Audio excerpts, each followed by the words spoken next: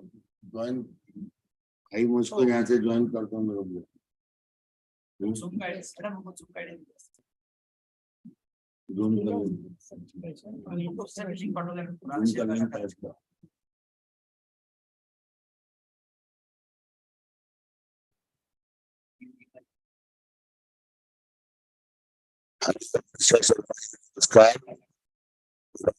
नमस्कार स्वागतम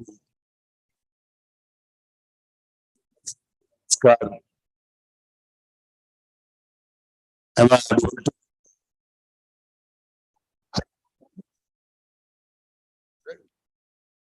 वो तो वहां से बोलेंगे हम नीचे आ गए।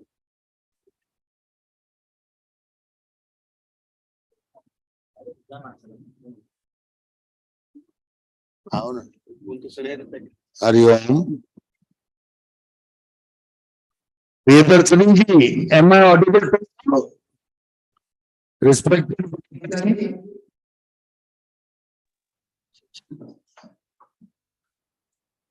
हरिओम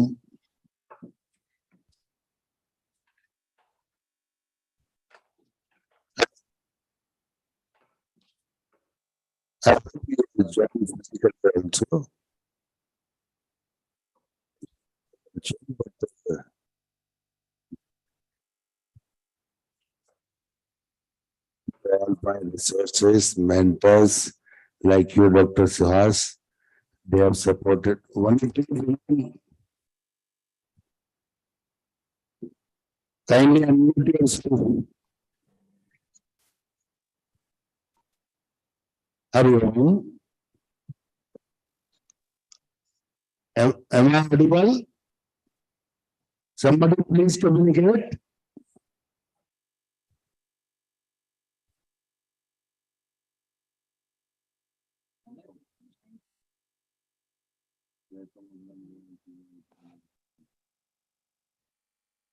आप लोगों को मेरी आवाज सुनाई दे रही है?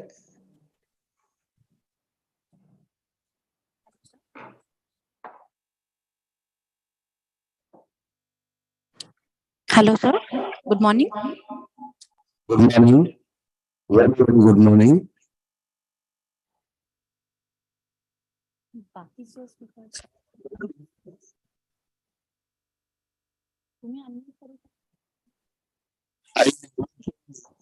Listen me, madam.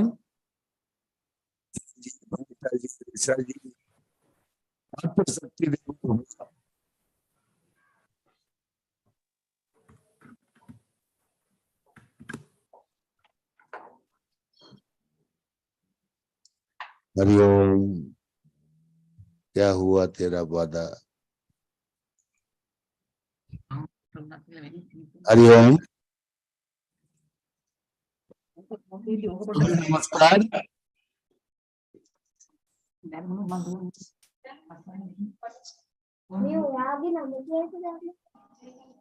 Rishabh madam नमस्कार स्वागत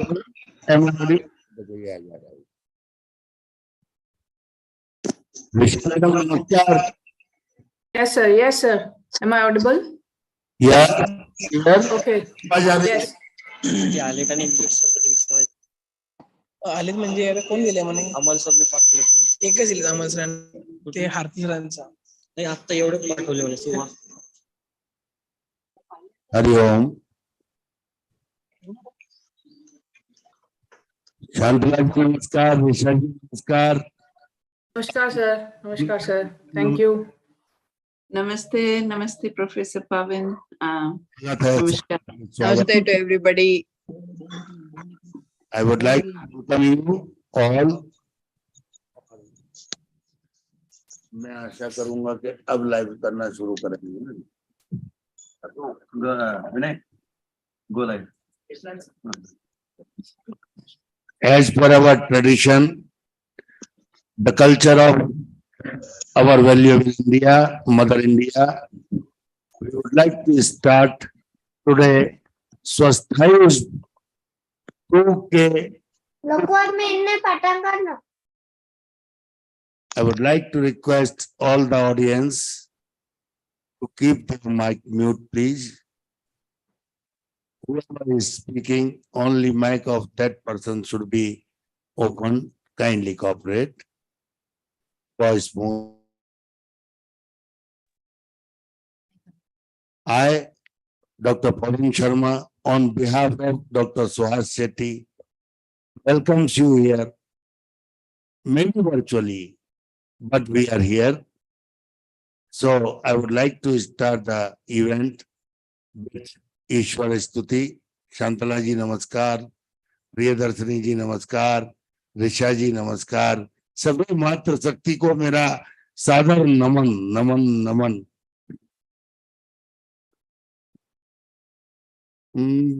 विश्वस्रष्टि विधायिनम् परम संहरन्तमथा प्रपञ्चम् शेषलोकनिवासिनम् क्रीडयन्तमहर्निशम् गणनाथयूथसमावृतम् चन्द्रशेखरमाश्रये मम किं करिष्यति वै यम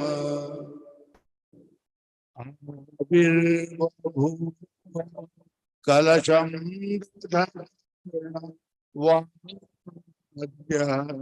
पीयूषपूर्ण ममरात्वक्रते सुराणाम् रोगजालजीर्ण जनता जनिता प्रशंसो धन्वन्तरिच भगवान भविकाय भूयात्। श्री धन्वन्तराय नमः। Om Shanti Om Shanti Om Shanti. Now I would like to welcome first of all Dr. Swasthayu Kumar Shetty ji, Director of the Institute, very dynamic, energetic and inspiring leader of the team. He has organized this beautiful event, well-managed event, what I am observing right from the yesterday. Really, first of all, I would like to congratulate him. Thank you, and welcome him. Welcome you all. The platform. Thank you, Dr. Shetty.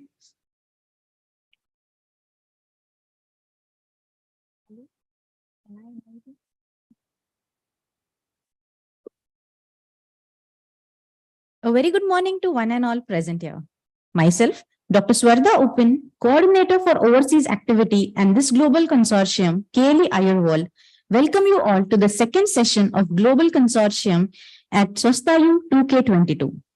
India is the prime contributor of many innovations to the world, including the mother medical system, Ayurveda. Today, Ayurveda is widely practiced at overseas, where public institutions offer formal study in the form of Ayurveda degree. In certain parts of the world, the legal standing of practitioners is equivalent to that of conventional medicine. Several scholars have described the contemporary Indian application of Ayurveda practice as being biomedicalized, stating to be technoscientific. This could not have been possible without the efforts of the pioneers of Ayurveda at overseas. The Department of Overseas Activity at KLE Ayurwal undertakes activities of uniting Ayurveda practitioners across the globe and promoting various ways of Ayurveda practices and lifestyle.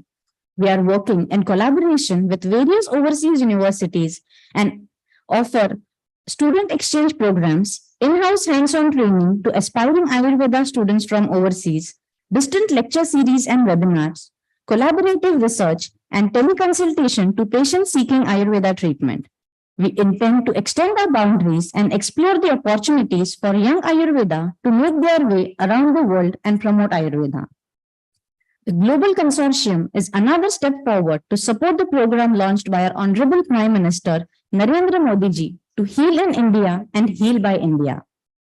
At this second session of Global Consortium, We shall continue to witness the experiences of Ayurveda ambassadors from another 6 countries. As we begin, we have with us Dr. Pavan Kumar Sharma ji, Professor and Head, Department of Rasashastra and Bhaishajya Kalpana, Mansarovar Global University, Bhopal. He is the concept convener of this event. Sir has very much been a part of KLE Ayurveda and the mainstream of this consortium. We welcome you, sir, to the second session of Global Consortium. Under the guidance of Dr. Suhas Kumar Shetty, Principal and Director, KLE Ayurveda and Chairman Swasthayu 2K22, we present to you the most awaited guest speakers from Latvia, Mauritius, Australia, Sri Lanka, and Singapore. On behalf of KLE Ayurveda, I welcome you all to the Global Consortium at Swasthayu 2K22, and I now request Dr. Suhas Kumar Shetty to welcome the gathering. A very good morning to all of you. On behalf of the organizing team, I take this opportunity to welcome all of you for the day 2 of Swasthayu 2K22, International Conference on Swasthayutta and Yoga, being organized by the Department of Swasthayutta and Yoga, KLE Shri B.M. Kankanwadi Ayurveda Mahavidyalaya, Belagavi. It's indeed a great honor and pleasure for all of us to be a part of this noble event. And we have witnessed various scientific sessions yesterday and also had the part 1 of Global Consortium covering various parts of the globe where the practice of Ayurveda is upheld. I'm very happy that we are all joined here for day 2 of Global Consortium, where today we'll be witnessing few of the other countries, the scope of Ayurveda in this country, what are the different challenges that they are facing, and what are the different opportunities that we have as a practitioners or as a researchers of Ayurveda. So on behalf of the organizing team, I would like to take this opportunity to welcome all the speakers who will be enlightening us today. Once again, I would like to personally welcome Dr. Shantala Priyadarshini Madam from University of Latvia. A very warm welcome to you, ma'am. We also have Risha Sharma from Singapore. Namaste, a very warm welcome. We also have Vanita ji from Australia. Namaste, madam, a very warm welcome to you. And we also have Dr. Priyadarshini from Sri Lanka. Very good morning, Dr. Priyadarshini. A very good morning to you all. So I'm really thankful to Dr. Pavan Sharma, who really has helped us to conceptualize this whole program, and highly appreciate Dr. Swasthayu Upin for taking the lead to coordinate this particular event. So once again, on behalf of the organizing team, I wish this Global Consortium a grand success. Very warm welcome to you all. Thank you. Thank you very much. Thank you, sir. Thank you, Dr. Suhas. Thank you very much. Without your visionary leadership, this well-managed program was not possible. Really, one clap should be for Dr. Suhas Shetty ji. Yes, this is the right spirit. So, thank you, Dr. Suhas. Now, I would like to hand over the moderation charge to my co-moderator, Dr. Swarada. She is also very dynamic, what I am observing right from the yesterday. She has coordinated well with you all, continuously coordinating. So I must congratulate her. One clap for Dr. Swarada also. Thank you, sir. So thank you, Dr. Swarada. Now this event is on. Proceeding with the first session, we invite the lady who first introduced Ayurveda in Australia back about 22 years ago, Dr. Vanita Sharma, Deputy Chair, Complementary Health IRC Australia, and the founder of Urja Ayurvedics and White Ayurveda. From Melbourne, Australia, we are curious to hear from you, Dr. Sharma. Over to you, ma'am.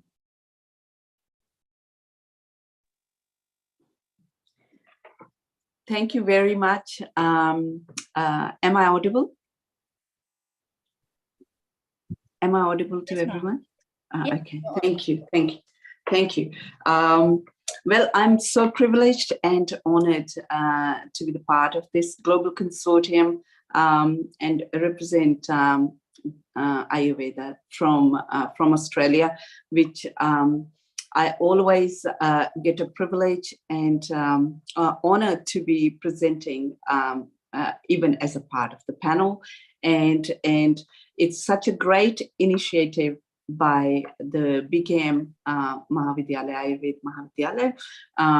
And I did hear the program yesterday as well, even though I wasn't like the active orator, but it's a great initiations that are happening throughout the world, including India and Australia, to propagate Ayurveda and yoga. And especially at this time of the year when there is a free trade agreement that's getting signed up, like in Australia. So I would like to thank you very much to Dr. Suhas Shetty for the warm welcome and giving me an opportunity to be part of the program, and also Dr. Swasthayu, who really coordinated very well, like even yesterday, and for her effort and input, to arrange all this program.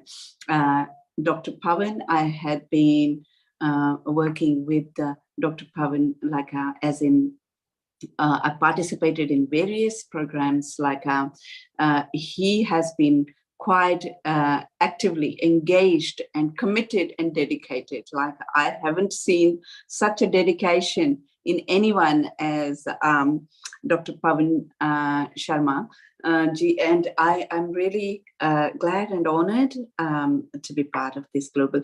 I welcome all of the other orators as well, and my best wishes to everyone. And I would like to talk about the scope of and practice in Ayurveda in Australia. So yesterday, I would like to share with you all, I was honored and privileged to be winning and be part of one of the top 100 Indians in Australia for health category, which is in Ayurveda. I was very pleased that I am very, very being engaged and being the first one to initiate and propagate Ayurveda and establish Ayurveda practice in Australia, literally more than 22 years now. And I was very pleased to have Ayurveda getting that level and recognition, which I saw yesterday among the Indian, not only in the Indian community, but there were Sri Lankans, there were Australians, there were Europeans, English. The ministry was engaged and involved, from Australia. So I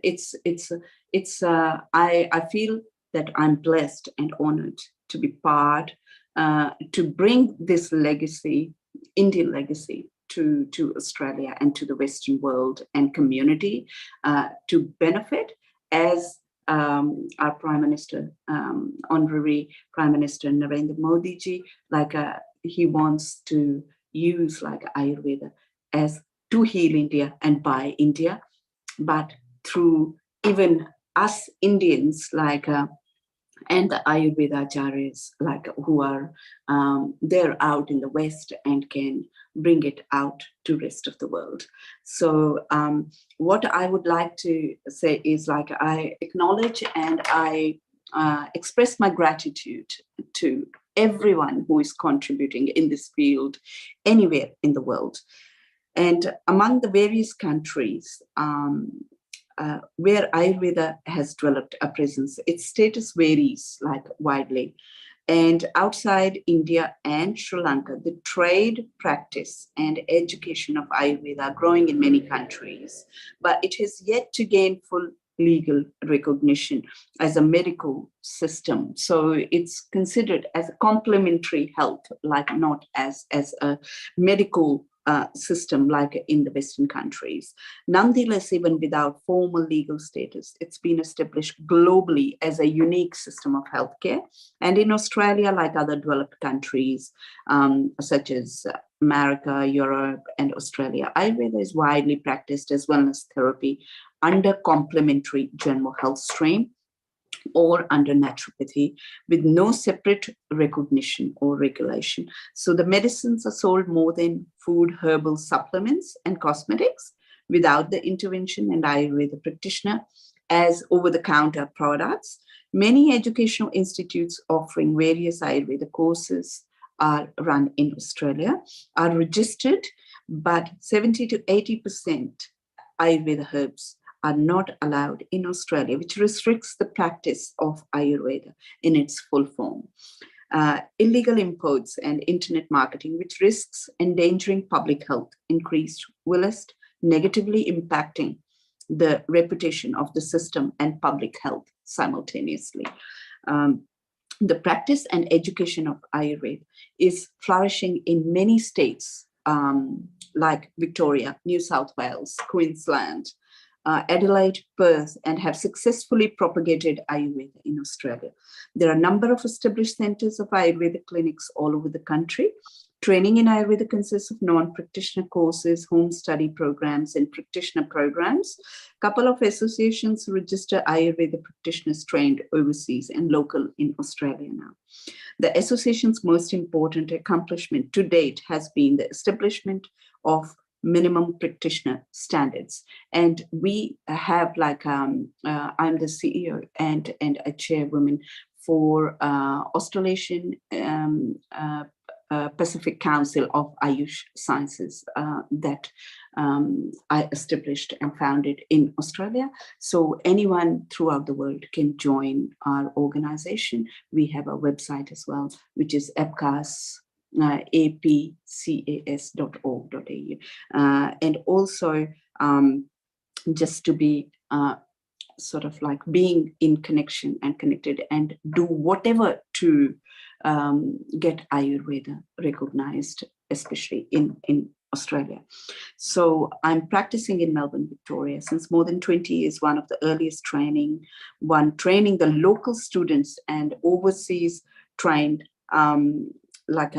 qualified freshers, and campaigning focusing on a close relationship with India and the recognition of India-trained Ayurvedic physicians and accreditation for Ayurveda, representing as the Deputy Chair for Complementary Health Industry through Skills IQ and the Department of Education, Skills and Employment Australia. Most recently, we signed up a MOU and bilateral agreement in November 2019 between Western Sydney University and All India Institute of Ayurveda University in New Delhi, in honor by Honorary Tanuja Nesriji was the part of that. And in New Delhi, by getting immense support from Indian High Commission, Canberra, and Consulate General of India, like in Melbourne, by personally taking the university delegates to High Commission and by organizing bilateral arrangement, which was further led by myself and the dean of the university. He flew to India to conclude that, which was a massive accomplishment, at this time when we really need Ayurveda to be establishing and getting the recognition. So there is no significant regulation of Ayurvedic practice or education in Australia. Schools in Australia do need license or state approval to provide education. Practice of Ayurveda is not formally regulated. None of the states require a license to practice Ayurvedic healthcare. Ayurvedic massage is regulated through the massage laws of most states. In Australia, specific laws were passed protecting the practice of complementary health and practitioners who provide those services.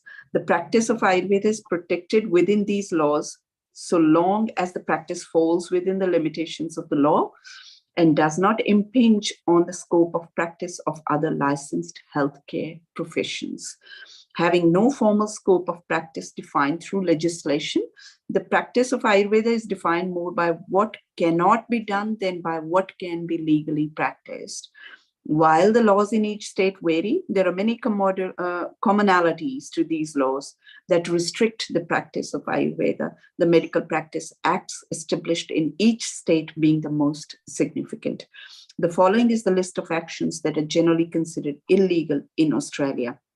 Like practitioners can't call themselves as Ayurveda doctor if possessing a degree from India or a PhD degree in Australia. The use of title doctor, although is restricted to licensed physicians of medicine, osteopaths, chiropractors, while there is a true in a clinical setting, those possessing a doctorate degree of any kind may be referred to as doctors in an academic setting and may also place the title doctor in front of the name on books and published papers. Practitioners may not diagnose medical disease. A practitioner cannot act in the capacity of a licensed healthcare physician and provide a diagnosis of the disease using common Western medical terminology. This does not mean, however, that a practitioner cannot use their classical Ayurvedic understanding of the disease to come to an understanding of the patient's condition. Hence, a practitioner of Ayurveda may declare that a patient is suffering from the vitation of Pachak Pitta in Rasadhatu of the Annavaha Srot, but may not declare that the patient is suffering from hyperacidity or an ulcer or the Sanskrit equivalent, Udharva, Amlapit, and Grahini. Practitioners cannot interfere with the prescriptions or recommendations made by the licensed physician. The practitioner who tells a patient not to take the medication is considered practicing medicine without a license. Practitioners cannot invade the body or perform any other procedure that penetrates the skin or any orifice of the body. Even simple surgical procedures may not be performed, nor may acupuncture unless you are locally qualified. So Australia and New Zealand, many qualified Ayurveda practitioners from India have been practicing Ayurveda in Australia for many years. The recognition and legal status as a medical system is yet far from reality. Presently, drugs are imported subject to TGA. Most of the Ayurvedic products cannot follow this route due to the lack of required data. Still, a large number of products are imported mainly from India and Sri Lanka in avoidance of the law. An international Congress of Traditional Asian Medicine was held in 1979 in Canberra. After this Congress, Australian School of Ayurveda was founded in Adelaide with the help of experts from Indian universities. Later in 1994, the institution developed the Australian Academy of Natural Medicine. This institution was recognized Ayurveda faculty was to gain full accreditation in Australia. It offered diploma, either Ayurveda or naturopathy, after 4 years of training plus clinical practice. Its competency-based standard training comes under the Vocational Education and Training Authorities. That's what I represent in the skills IQ for the department. In New Zealand, the situation is more or less the same. And Dr. Philip Cottingham established the Wellpark College of Natural Therapies in 1990 in Auckland. This college conducts various courses in Ayurveda, natural therapies, yoga. They conduct a certificate course in Ayurvedic lifestyle counseling, extending to total 840 hours. Another course of 3-year diploma in Ayurvedic medicine is also being conducted. New Zealand government recognizes this college, and Ayurveda faculty, including Dr. Ajit from India, supports this college. The herbs trade and dispensing is still heavily restricted in these two countries, and currently circumventing the local laws and regulations does the trade and practice. So trading of Ayurveda products outside India. In most of the countries where Ayurveda is practiced, the practitioners get their medicine from private sources in India with an unofficial import arrangement circumventing the law. The small-scale practitioners bring medicines traveling to India. Official export from India is only a very small percentage compared to the trade and consumption figures. The controversial Ayurveda medicines reported to have heavy metal contents are not officially exported from India. It is food for thought for the authorities as to how these medicines are reaching consumers when the country of origin is not exporting it. The country of sale does not allow the sale of the same for medicinal purpose, and the fact that drugs with Ayurvedic metal and mineral contents are not to be sold as over-the-counter products and are always recommended to be sold with the recommendation of a qualified Ayurvedic practitioner. Since the trade of Ayurveda medicines in most of these countries is carried out by circumventing the local law, mostly the drugs are not declared to have medicinal functions and sold through Indian stores and general markets. It is very difficult to accurately estimate the exact figures for usage of Indian Ayurvedic medicines in these countries. Government of India is trying to revive the Ayurveda with its available resources. Since 1956 onwards, institutionalized researches started. Until date, more than 10,000 postgraduate and PhD theses in Ayurveda have been submitted at various universities. These theses and other researches conducted by the institutions like CCRAS explain and validate the Ayurveda fundamental principles, procedures, and safety of herbal, mineral, metallic preparations.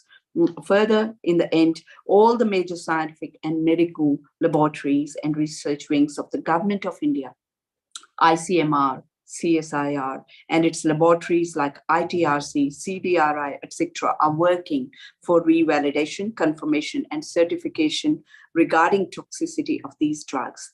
Data of these researches are being published in various scientific journals of medicine, biology, botany, and Ayurveda.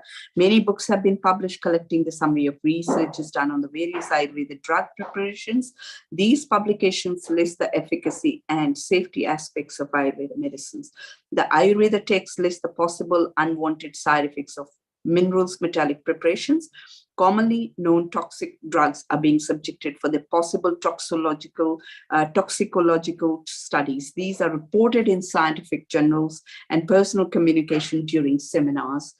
Hence, so there is no utter need for international recognition of Ayurveda as a system of medicine with an independent status. That's the scope and practice of Ayurveda in Australia. That's where we are standing at the moment.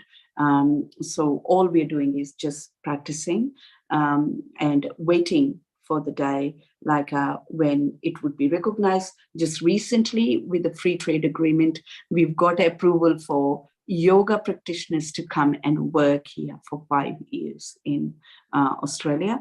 So that's the progress and the advancement that's been made by myself being part of the critical task force with working with Australian Foreign Affairs and Trade to get this approval sorted. And now we are looking for the recognition, like probably in a month or so, that would all be finalized because the Australian Honorary Prime Minister Anthony Albanese and also the Prime Minister from India, Narendra Modi ji, was in Japan recently and did that kind of like agreement, working on this free trade agreement. So there is a lot of organizations and associations, even the Indian associations and the Indian Australian organizations that are working towards getting all these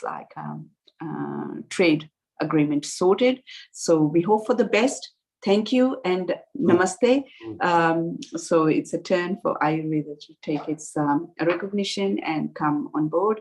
And we need a support from Indian government and the institutes and the research centers to help us achieving and accomplishing that for so-called.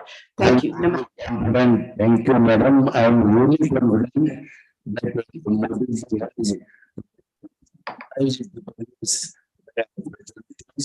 and I will Thank you very much. Thank you very much. Namaste and all the best to all other orators and speaking. Australian nation. Thank you very much. Yes, thank you very much, and congratulations to the BKM, Ayurveda Mahavidyalaya, Professor Pavan, Swada, and all Dr. Swasthayu, especially who took this initiative and giving us the opportunity to get our Indian legacy recognized. Thank you very much. Thank you, Dr. Sharma. I now invite Dr. Risha Sharma, the founder of Wishful Healing and an Ayurvedic physician and naturopath from Singapore. We are eager to hear from you, ma'am. Over to you. Thank you so much. I hope I am audible. Yes, ma'am. Okay. Thank you so much for this invitation. I feel privileged to be a part of the global consortium and Swasthayu 2022 Keli Ayur World. Thank you so much for organizing this event. I think more of these events to bring together the reality of Ayurveda across the world and how we can actually work towards bringing the change that is needed worldwide, sourcing it from our home country, India. So I'll begin by giving a small introduction about myself. I am an Ayurvedic physician and naturopath. I have been working in Singapore since the year 2015, and over the years I have had the privilege to work with a huge diaspora of the Southeast Asian community in Singapore. And I worked in the field of naturopathy as well as Ayurveda in Singapore. And recently I've started working in Chandigarh as well as an Ayurvedic physician. I'm trying to establish my clinic there. And talking about the history of Ayurveda in Singapore, it dates back to the mentions of usage of Ayurvedic medicine starts from somewhere in the late 90s to the early 20th century. And the practice of Siddha medicine, a lot of the local Malay medicine, they're all generally grouped under one roof as Ayurvedic medicine or the traditional Indian system of medicine. That is acknowledged as Ayurvedic medicine there. And fast forward, if we talk about the present status, the government of Singapore is very supportive when it comes to creating awareness about Ayurveda. There is a lot of enthusiasm about yoga and herbal medicine as such, because traditional Chinese medicine is a licensed, recognized system of medicine in Singapore, which is, I consider, a parallel system of medicine to Ayurveda, like the Chinese counterpart of Ayurveda. So people have a lot of knowledge about the use of herbal medicine in the treatment and management of diseases as such in a traditional way. The International Ayurveda Conference in Singapore was first held in 2016, and ever since it has been conducted every year, and it brings together delegates from all over the world. And we talk about how we can bring the changes that are needed in the system of Ayurveda and the practice of Ayurveda in Singapore. So when it comes to awareness programs, promotions, protection of the Ayurvedic practitioners, there are a lot of private organizations as well, like APAS and AAOS, which bring together local practitioners, therapists, yoga therapists, and trainers. They also provide certifications and trainings in various, Ayurvedic lifestyle, food management, and the dietary guidelines as on the basis of Ayurvedic treatments and practices. And there is also a lot of, you can find so many yoga studios there. A lot of Indian yoga trainers can actually practice in Singapore, which is a good thing. You just have to liaise with the local authorities and the local, the studios. And it's basically more of like a job prospect that you can have. So it's not a limitation as such that if you're not trained in Singapore, you cannot practice there. It's not an issue as far as you can liaise with the local body and get a job there as an Ayurvedic practitioner as well, or a yoga therapist or a yoga trainer. So there are a lot of opportunities if you talk about job, and it's not a closed road. But again, if we talk about the recognition, there's a long way to go. It is Ayurveda is still not considered as a licensed system of medicine. Unlike homeopathy and traditional Chinese medicine. So if you are a homeopath, you can practice Ayurveda. If you are a homeopath, you can practice and get licensed in Singapore. But for Ayurveda, and it is not the same. We also have limitations when it comes to herbal medicine, and the problem with just a second. So obviously there are regulations and restrictions when it comes to the availability of herbal medicines and the allowance of the usage of herbal medicines in Singapore, be it, the heavy metal component in Ayurvedic herbs, or the kind of herbs that are, they may be grouped under opioids or narcotics. So there is limitation in the import of these herbs in Singapore, but there is still a lot of Ayurvedic herbs that are sold as supplements and over-the-counter, herbs like fenugreek and shatavari, and a lot of Indian-based companies also sell products in Singapore as Ayurvedic supplements. So we don't have recognition as yet as a licensed system of medicine in the field of Ayurveda. And talking about the challenges as a practitioner, this is, I think, the biggest thing that we need to work on, that you can work there in Singapore as an Ayurvedic practitioner, you can serve as a therapist, a yoga trainer, or as any traditional Indian system of medicine, you can work there, but there is no licensing, there is no recognition of body that can actually provide you the equal recognition as a doctor, or a parallel medical authority.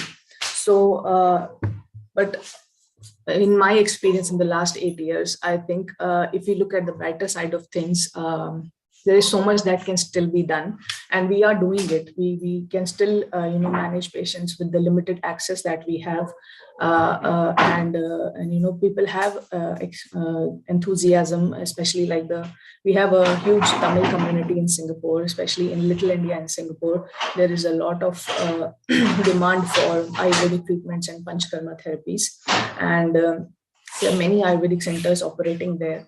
And just a second, take 1 minute.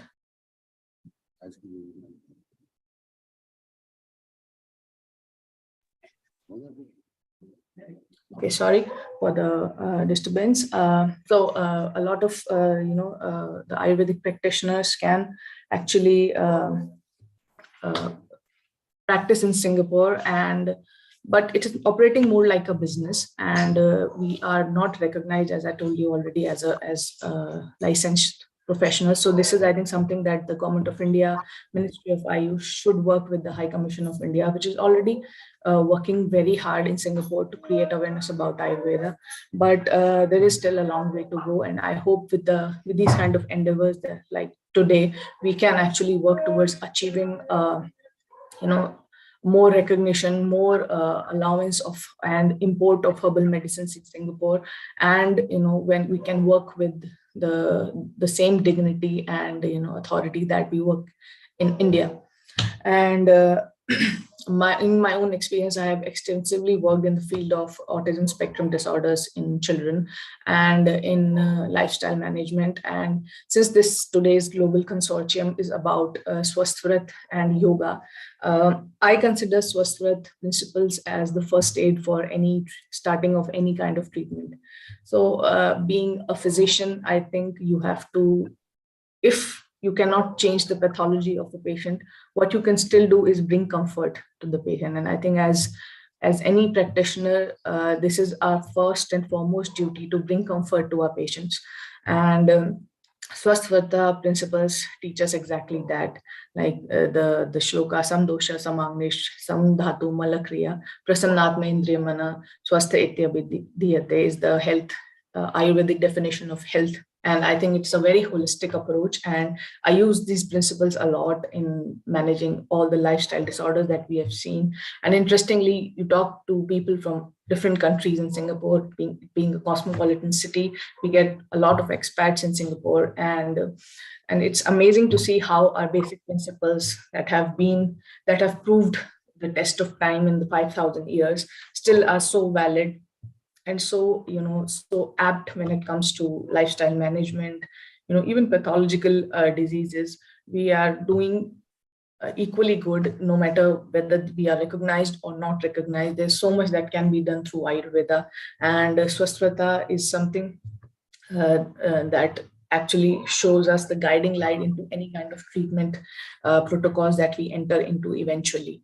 So with this, I would like to conclude my speech for today.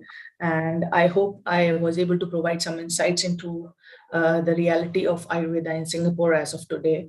And I hope the people listening in the ministry and the government of India can liaise with the High Commission of India and the people who can bring the change in Singapore and improve the overall status of Ayurvedic physicians and Ayurvedic medicine in general in Singapore. Thank you, Kelly Ayur World, for giving me this opportunity, giving me the chance to speak here in front of this august audience. My regards to all the seniors, all the senior doctors and professors present. Thank you so much, and I hope this event becomes a huge success and we are able to bring about some awareness and some movement in the field of Ayurveda internationally. Thank you so much. Thank you, Dr. Ishad. Thank you very much. थोड़ा जोर से सुबह सुबह खाना खाते हाँ ये madam is speaking from Singapore. I'm really confident. I'm unable to understand why we were in this, which is stopping us, number one. Number second, why we are unable to do this, cross these hurdles of regulations, and why we are not recognized till that date. It is also a matter of surprise and sadness for us. No doubt, we are confident that under your initiatives, movements, and representations to the embassies, definitely one time will come. We will not be there, but your country will have our Ayurveda accepted and recognized definitely. Thank you. Thank you very much. Thank you, sir. Thank you. Amidst us today, we have another teacher and consulting surgeon, Dr. Priyadarshini Gunaratne, associated with Kampaha Vikramarachi Ayurveda Teaching Hospital, Yakala, Sri Lanka.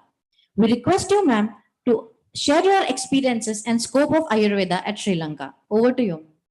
Hari Om, welcome. Ayurveda. Ayurveda. You are mute. Ayurveda. Ayurveda.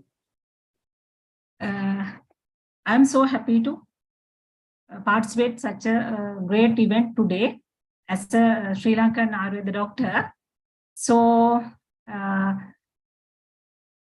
I congratulate all this team of special of this symposium, and I'm going to just brief this data of Sri Lanka.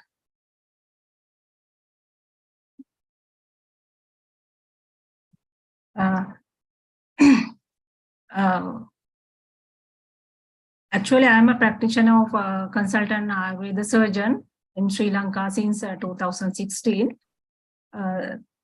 Now I'm going to first share about the current situation of Sri Lanka, scope of Ayurveda opportunities and everything. First, we have to see what kind of medical systems belongs to Sri Lanka. Actually, we having allopathic medical system with the medical council, and we having Ayurveda, Unani, Siddha and traditional practice under Ayurveda Medical Council, and we have homeopathy medical system under Homeopathic Medical Council. So while we are talking about Ayurveda education, we having both undergraduate colleges and postgraduate colleges in Sri Lanka, and we are getting BAMS, BUMS and BSMS from Sri Lanka, as well as we are getting scholarships from India to do undergraduation also. And we having postgraduate institute in Sri Lanka, as well as we can having them some scholarships to India to do post-graduations. Then what kind of opportunities we having in while practicing in Sri Lanka? We have a government sector to practice, then individual practice we can do here, and we can practice in private sector even. Then in government practice, we have two sectors of practicing. One is prevention as a community medical officer. Then other one is to do the treatments as a curative as a medical officer. while you are practicing in individual practice, at that time we can do these both. And in private sector also, we can practice as a medical officer or in a drug manufacturing field. Then what kind of beneficiaries in Ayurveda in Sri Lanka? Mostly locals, they are getting treatments as patients, as well as they can take treatments for their enhance their wellness as healthy individuals. The same times that international patients or the people also can take treatments as curative or as prevention. Then what kind of treatment centers in Sri Lanka? As a government, they are conducting hospitals. They are having rural hospitals, then district hospitals and provincial hospitals. Then we have central dispensaries. That means the one-man stations. Then we have research institutes. In private sector also, we have many hospitals. Then in hotels also, they are practicing Ayurveda, especially in wellness way. And they are having private clinics. Then what kind of Ayurveda Chikitsa we can practice in Sri Lanka? In Ayurveda way, we can practice all the branches of Kaya Chikitsa as well as all the branches of Shalya Chikitsa. In traditional practice, they are having specially orthopedic, then Agni Karma, then Akshiroga, then Agada Chikitsa, Unmada Chikitsa, and Dagda Chikitsa. Then what kind of Swasthavrutta practice in Sri Lanka? What are the community medical officers' duties? If we talk them, they are having specially two main streams. One is awareness programs, especially in nurseries about food and nutrition, and in schools, especially under nutritional problems and their age-related problems, especially yes. Then we are having in offices also, and in special associations also, they are having some kind of programs, workshops, etc. They are concerning about their communicable diseases, then uncommunicable diseases, and especially about their food and nutrition problems and their enhancements. Then in wellness clinics, they have to conduct the wellness clinics about epidemic situations and in the natural disaster problems and non-communicable diseases. Then we have to see what kind of raw materials and finished products used in Sri Lanka. In herbals, we have herbal gardens, especially under government and in the private sector as well as schools.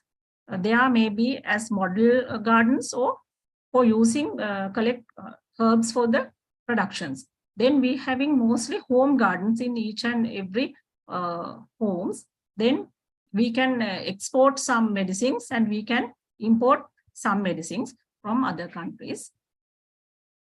Then what kind of drug preparations we can identify in Sri Lanka? We have finished products. We have in drug corporation under government sector. Then in private also, they are having a lot of drug manufacturing companies.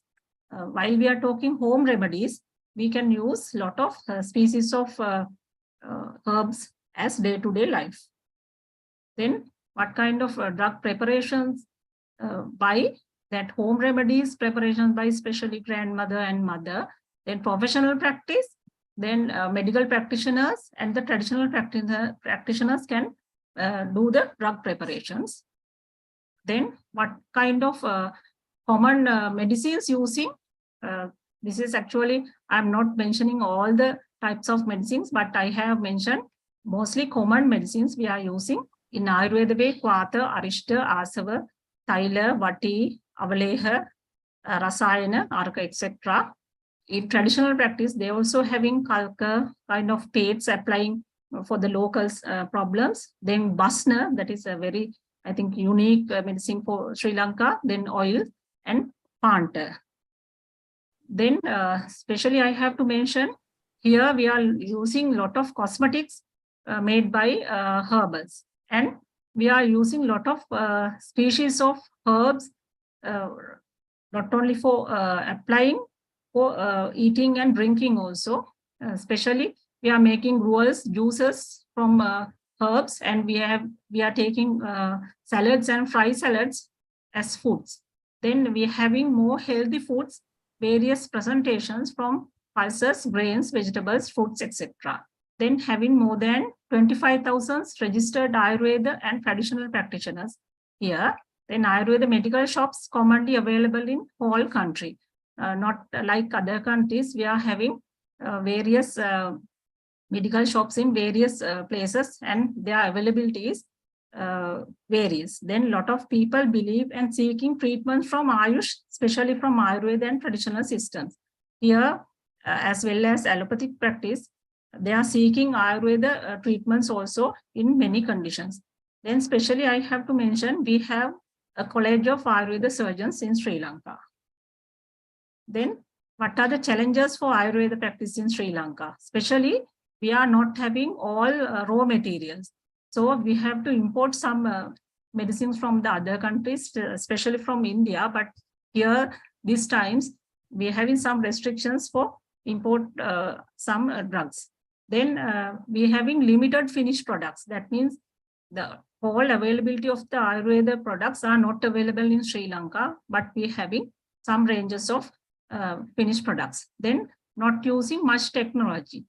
If I compare with India or other countries, we are not having that much technology to make drug production or to diagnose or other treatment modalities with technology. Then we also having the same problem, I think with other countries, we also having practicing, but still we are not able to do any legal action for them. Then Ayurveda research, we have Ayurveda Research Institute. Apart from that, we have 5 Ayurveda research hospitals in Sri Lanka. Then for that, we have ethical committee, library facilities, laboratory facilities, then funds available. Then we have herbal gardens, then collaborative studies with other universities and other countries. Then we are conducting symposia. Then we having research journals, and we are publishing our research papers in various kind of journals, not only Sri Lanka, but in international even. And we have postgraduate institute to do research. So these are the, especially I want to mention that some herbal drinks and herbal medicines we are using in Sri Lanka, and the grains and pulses of Sri Lanka. Then what is the legal strategy and norms in Sri Lanka? Here in under Health Ministry only, the Ministry of Indigenous Medicine is coming. Then we having Minister for Indigenous Medicine separately. Then under him, we having Ayurveda Commissioner. Then we have 9 provinces, and we have separate commissioners for Ayurveda in the 9 provinces separately. Then approved medical system of the country we having, and then permitted for all Ayurveda treatment modalities, as I mentioned earlier. Then permitted to use vast range of drugs and medicines. Not like other countries, we can use lot of kind of medicines and range of the medicines. Then available a drug formulary committee to regulate and approve private drug companies. Then having dignity to Ayurveda practitioners in Sri Lanka, most of them as well as allopathic practitioners. Then Ayurveda regulating system, including acts and circulars available in Sri Lanka. Then most people using Ayurveda concepts in lifestyle as an advance. Then these are my personal experiences I just want to share. I'm a BAMS graduate from Sri Lanka, and I have done my Master of Surgery in SDM College of Ayurveda, Rajiv Gandhi University, Karnataka, India. Then in my dissertation, I have done role of Kanchanar, Gugulu and Varnupata in the management of Stanagrantha, special reference to fibroadenosis of breast. The working experience, I was the demonstrator in 2 universities. Then I have practiced here since 2007. And after my post-graduation, now I am a consultant surgeon in Sri Lanka. And apart from that, I was a management trainee in the Link Natural Products in Sri Lanka. Then while I was working in a rural place, I could able to win the productivity award to my hospital. As a surgeon, this is the role of my practice. Actually, I have joined to postgraduate institute in Sri Lanka, Colombo University, and I have sat as the many kind of positions in postgraduate institute. Not only that, I have given so many lectures and I have participated so many programs in various platforms. Then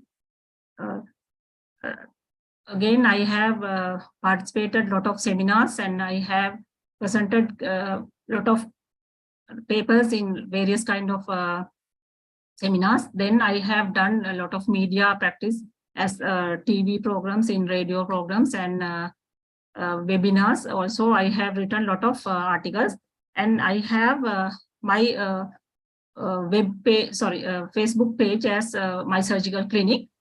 Then these are the articles I have written in my language, and I have got awarded for a best social practitioner in Western Province, and I have the topmost government practitioners of Sri Lanka, and I got Congratulations. awards in health outstanding in India. Then these are the memberships I have, especially I am in a Wound Healing Society member and ABPNA, especially in USA. Then I am a member of NSA, that means National Association, and the member of Sri Lanka Ayurveda Association, Surgeons Association. And these are the treatments I have done successfully. Just I'm going through.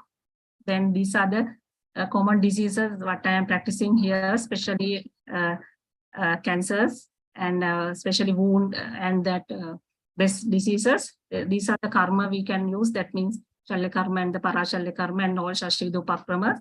Then this is the public awareness programs I have doing. And thank you very much. Thank you. Thank you. Thank you very much, doctor. You are really inspiring as always.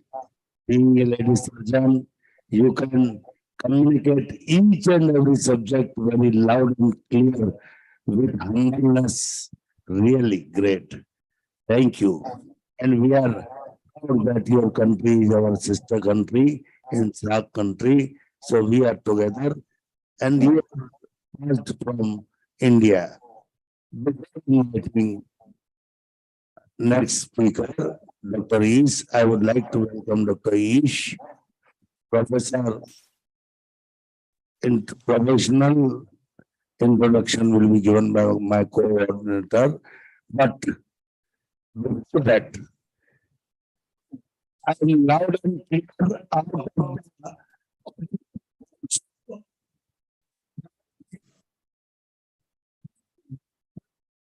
steps side. Now, this consortium is session and you make generation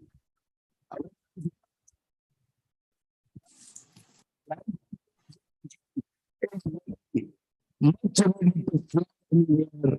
And if your wings, your performances have to be developed, these informations are very necessary for you to make your career. Don't think you are in first year, or second year, or third year.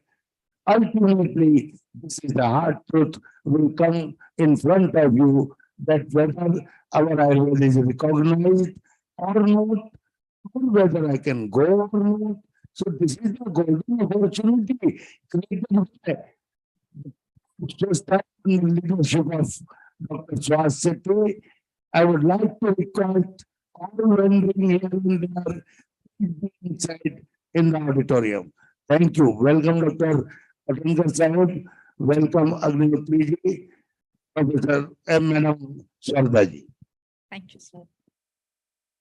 It gives me immense joy to introduce Dr. Ish Sharma, Academic Chair in Ayurveda Medicine, University of Mauritius at Mauritius. It's an honor to have you, sir. We are eagerly waiting to listen to you. Over to you, sir. Thank you very much, KLE organizers, and a big thank you, Dr. Pawan Sharma ji. As ever, you are full of energy and steering this program so well. Coming to the subtopics of the webinar, Ayurveda is very well recognized in Mauritius since 1989 through an Act of Parliament. There are like 28 Ayurveda doctors in Mauritius, out of which 8 are in the government sector and 20 are in the private practice. Health and education are free in Mauritius, and Mauritius imports nearly 200 Ayurveda preparations from India, including gold preparations, and all are distributed free of cost to the citizens. All the medicines are distributed free of cost. There are 6 big government hospitals which all have got an Ayurveda unit. And interestingly, you just cannot walk in any Ayurveda clinic for a routine consultation. You have to seek an appointment prior to moving into any Ayurveda clinic, because there are so many patients they are observing. You require an appointment beforehand. In a small population of 1.1 million, the Ayurveda doctors are observing nearly 100,000 patients every year, which is a significant number. Ayurveda came to Mauritius 188 years back, when indentured laborers from India were brought to Mauritius by the Britishers. Those laborers came with the rich heritage of Ayurveda and Indian culture, and they are practicing it very proudly in Mauritius for last so many years. Apart from Ayurveda, if we consider Ayush as a whole, Siddha and Unani were not approved in Mauritius, and Yoga, Ayurveda and Homeopathy were approved. 4 months back, after multiple meetings with the local government authorities, we could pursue them to have a recognition for Siddha and Unani as well, making Mauritius the only country after India to recognize all the 5, AYUSH. So very soon we'll be having the act changed, and the government and private sectors would be registering and recognizing the Siddha and Unani practitioners as well. As a chair, what I could do in last 1 year was, the most significant work has been, because this is a Shastra conference, and Kashyap rightly told, Ahar is Mahabhaishaj. The most important medicine is not a Guglu or a Trifla or a Swarna Yoga. Food is the most important medicine. And Mauritius being overburdened by non-communicable diseases, it having 3 times the NCD prevalence when it comes to a global comparison, I suggested to the Honorable Vice Prime Minister ma'am, who happens to be the Education Minister as well, to include Ayurveda dietetics and yoga tips in the primary school curricula. And primary school in Mauritius means grade 1 to grade 6. And within 3 months, their parliament approved the idea. And now we have got Ayurveda Ahar tips for the primary school kids. And the model I proposed was, I would be training all the 500 health educators in Mauritius, who in turn would be teaching their students about right eating habits. I had trained all the 500 health educators. The training concluded on November 11, and we are looking forward to more sessions with them. So this could be Mauritius again could be the only country where the primary school curricula, the health education curricula, has got Ayurveda dietetic tips. Even India is aspiring for the same, and they are planning, because education being a state subject in India, it's not easy for such a huge country to be on the same page when it comes to changing curricula in primary schools. But we are looking forward to it, and many more countries are taking a lead from this Mauritian model, where they speak to me, many European countries, a few from USA, and many more countries who want to duplicate the model, and they want to bring very basic, scientifically proven, evidence-based Ayurveda dietetics in the primary school curricula in their own countries. Mauritius became the only country where the presidential palace, the official residence of the President of the Republic of Mauritius, is having an Ayurvedic garden beyond any herbal garden or a medicinal garden or a medicinal corner.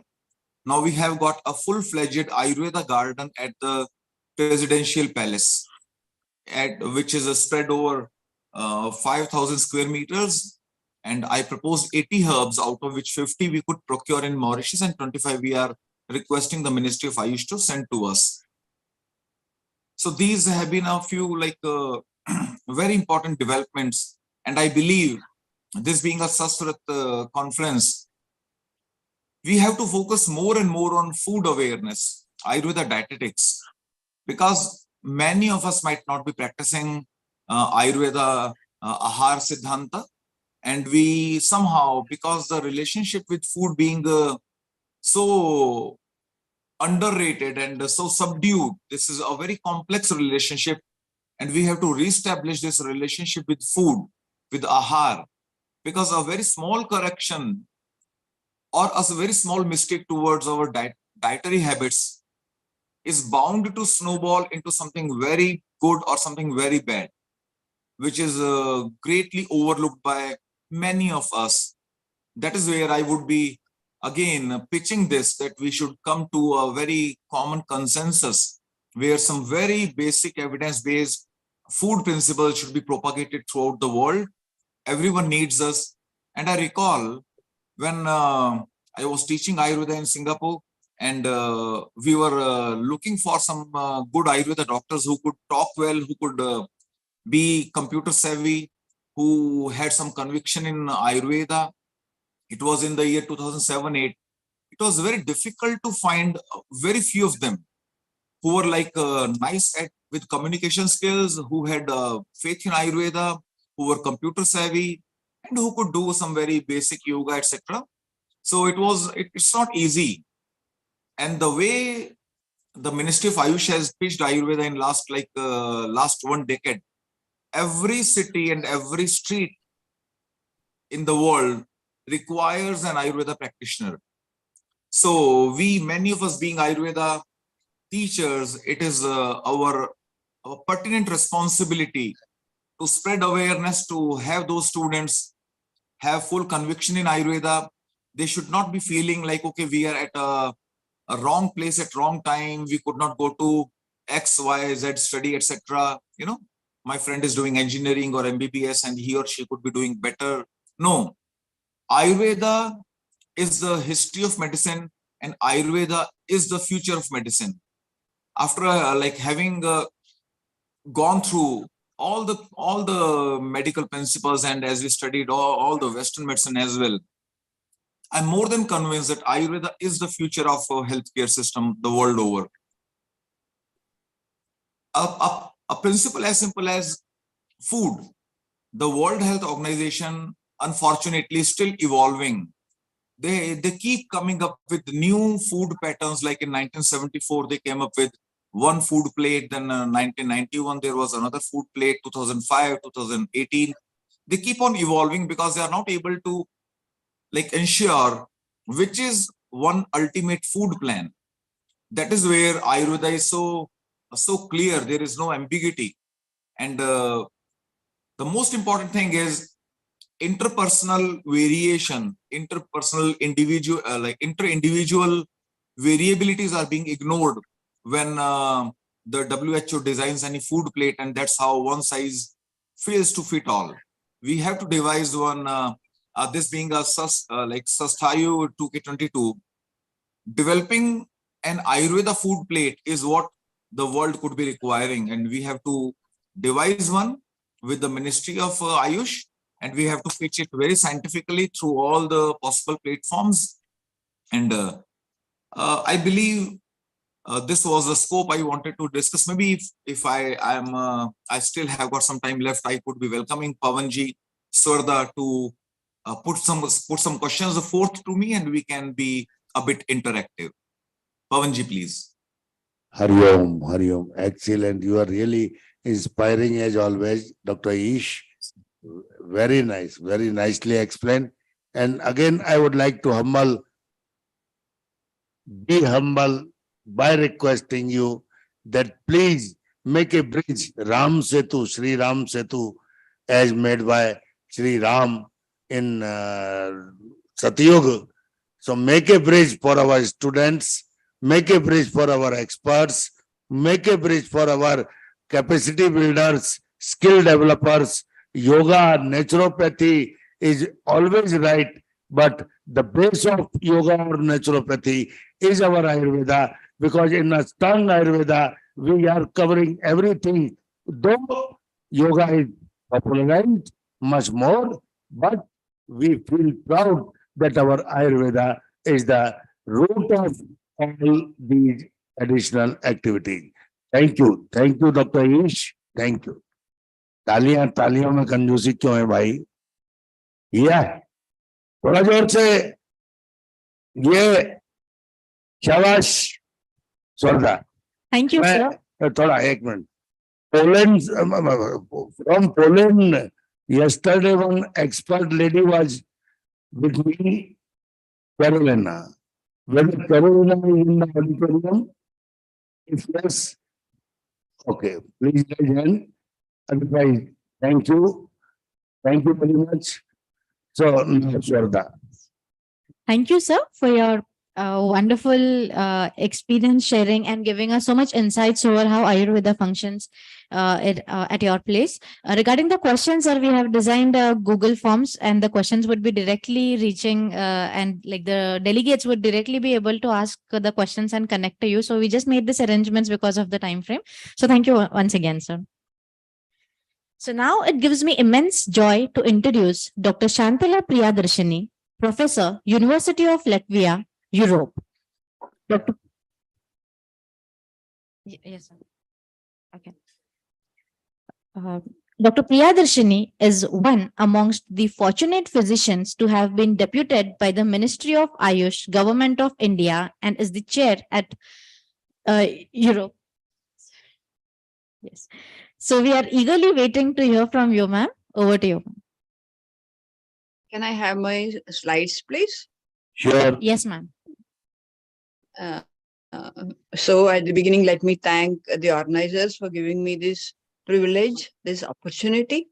And I would like to thank Ministry of Ayush, Government of India, who has made it possible. I didn't get my slides.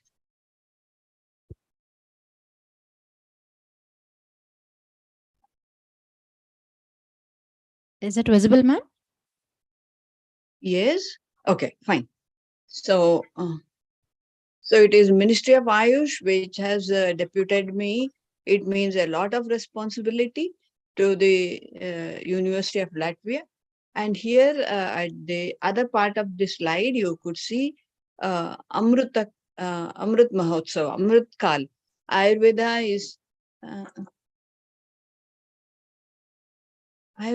is having its Amrita Kala, which means that it is our responsibility to share to the whole world, Sarve Santu Niramaya, to make everyone very healthy globally. On the day of my arrival at Riga, it was snow-clad, and we had temperature like -7 to 30. And here you can see the professors with whom I have been working with. Next slide. Here is the rector of the university with whom I had interaction. And after that was the same month. And later on, when we had the technical advisor from WHO who had come for presentation in a seminar, we had one more session. The next slide. Apart from the other regular classes, We had Erasmus programs for European citizens. This is from students from Latvia. And this is the International Yoga Day, wherein we were fortunate to realize that yoga in Latvia is more than 100 years old. It has a history of 100 years, and we had a presentation even on that. We had the regular asana session in the morning, and then we had a one whole day of a very beautiful, very meaningful, very profound session on freedom of consciousness, wherein we had speakers from globally from across the world. And it was an eye opener. It was something which made me realize that Ayurveda has been speaking about Atma, speaking about Paramatma, speaking about all that, the consciousness since ages. But only since 50 years, we find that the hard solutions, the questions of consciousness and all that. So slowly people are picking it up. Next slide. These are again teenagers from Spain. Next slide. There are many museums in Latvia and across Europe, wherein we have medical museum and we have museums of animals, birds, art and literature, everything. So I was thinking we should have a virtual museum of Ayurveda, wherein we can spread, popularize Ayurveda much more. And we had nearly more than 12 uh, seminars, webinars. We have had a lot of such programs. Next slide. Can I have this is from the Baltic nation. We had people, teenagers from Estonia, Lithuania, Latvia. These are the three Baltic nations. We had people from everywhere trying to learn different aspects of Ayurveda. So spreading Ayurveda is one big responsibility. Next slide. Apart from reporting to Ministry of Ayush, we also need to report to the ambassador of Indian ambassador, I'm very fortunate to have been guided by His Excellency, and it was guidance and support, which was very much essential, and it was good. These are some photos of the International Ayurveda Day which we conducted. Next slide. There was a ninth Latvian Congress of Physicians, and I was an invited speaker, so also Geeta Krishnaji from WHO. So here was an eye-opener again for me to see that the topics were like precision medicine, personalized medicine, whole body medicine, and what Ayurveda has been speaking about all these years has been catching up with the present day science also. Next slide. These are again teenagers from different European countries. It is not like only I concentrate on Latvia. We have to see that the remaining European nations are also going to be educated and they accept Ayurveda. Next slide. This was a very good opportunity for me. We attended the House of Commons a virtual webinar, wherein UK had hosted this House of Commons. We saw that Ayurveda is picking up in UK. So when things like this happen, then the whole of Europe will catch up faster. Next slide. We do a lot of Ayurveda awareness events all over Europe, all over Latvia, and these are again teenagers from Finland. When we have people from different nations in Europe, we find the food habits, the climatic condition, their way of lifestyle, culture definitely varies and it is so good to understand. In Kannada, we have a proverb. It says, Kosha odu desha suttu. So it means that you need to learn the study the encyclopedia and travel across the world. Only then you can understand Ayurveda. And it is said so well. Next slide. And I had the privilege of presenting virtually in the 24th International Ayurveda Symposium at Germany, wherein I presented about multiple sclerosis with case reports, and it was well accepted. Next slide.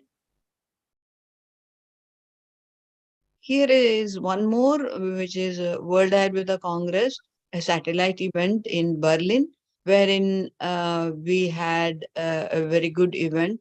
We have more than 80 Ayurveda Vaidyas here, and it was so good to see that they have an association and they are doing very well. But they have to pass exams in Germany. In Latvia also it is there. Next slide.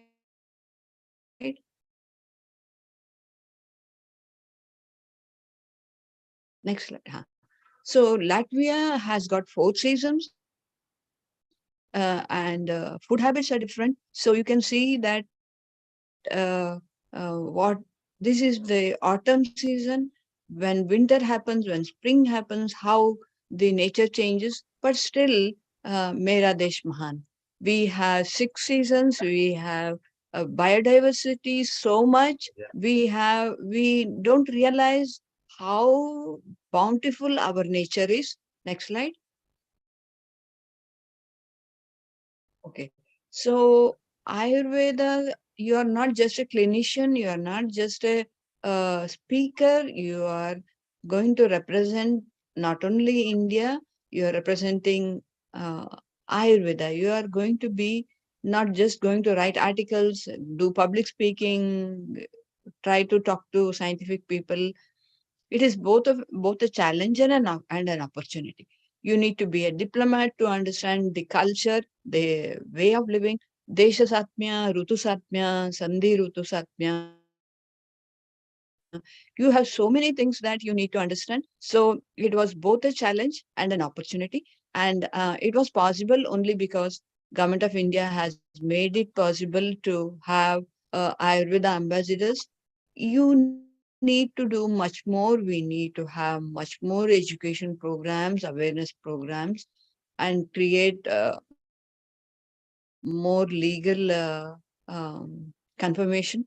The Ayush visa is one big thing that our Honorable Prime Minister has initiated. And we are all going to see that Ayurveda is becoming more popular. Sarve Santu Niramaya really means only one medical system. Ayurveda can speak about Sarve Santu Niramaya. So the whole world is our family. So we need to, before acceptance, we need to create awareness. So creating awareness is the biggest job that we are doing. So we have support from the government. In If we had been told some years ago, like say 20 years ago, we would not have believed that we'll be doing all this. But Ministry of Ayush has made a lot of developments. It has accepted so many challenges, and it is possible. And our responsibility is very high. We are trying to do our best. Thank you for giving me this opportunity. I have been knowing Thank, KLE world from more madam. than 20 years. And when Dr. Prasad ji left, I thought, what will happen about KLE? So now we see that able person has joined, Subhash Shetty ji. So wishing everybody a lot of best wishes and happiness in the way of joining. And of course, we can never forget thanking Sharma ji for bringing all this on the virtual platform. Thanks a lot, sir. Thanks, Swarda, and thanks for giving me a patient. Thanks a lot. Thank you, madam. Thank you very much. अरे जोर से हो जाए थोड़ा सा यार. अरे अपनी इंडिया की इज्जत का सवाल है यार. मैं 60 साल का बूढ़ा बैठा हूँ यहाँ. Thank you madam. Thank you, so nice of you. Then also we would like to request you to make a bridge again. What again I am again and again repeating my words. My final BMS past students, my teachers for visiting faculty or guest faculty can be really invited in your Latvia, and your students can be sent to KLE. This will be the really a concept of making a bridge between two countries, and I am confident that now you are on the chair, so you will be able to do it. Thank you, Swarda. Thank you, sir. Thank you very much. Today, we have another speaker from Australia, an Ayurvedic consultant, Nadi Pariksha expert, Dr. Neeraj Thakur. Sir is the founder, director, Ayurveda Holistic Healers Clinic, and director, Global Hindu Association for Reform and Sustainable Societies, Sydney, Australia. We are delighted to hear from you, sir. Over to you. Thank you, Dr. Swada.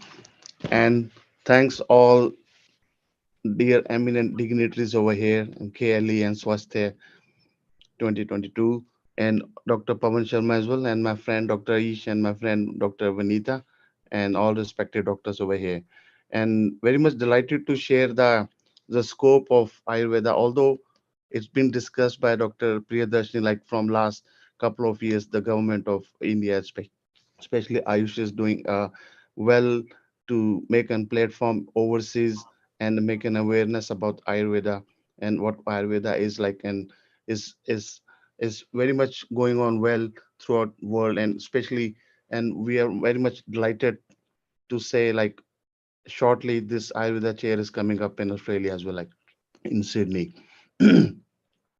Although when I remember like when I started my practice like 24 years in 98, well, while in Chandigarh, there wasn't much scope in Ayurveda, but we love Ayurveda while we're doing the graduation, not in a first year, not in a second year, but when we did third year, we found it very interested, and we fell in love with Ayurveda, and with we well, especially I thought like I should go with the Ayurveda practice, although it wasn't enough fame. It was a very poor profession at that time, recognized, not well recognized, like only recognized like a as a doctor, like, and you can do the allopath practice.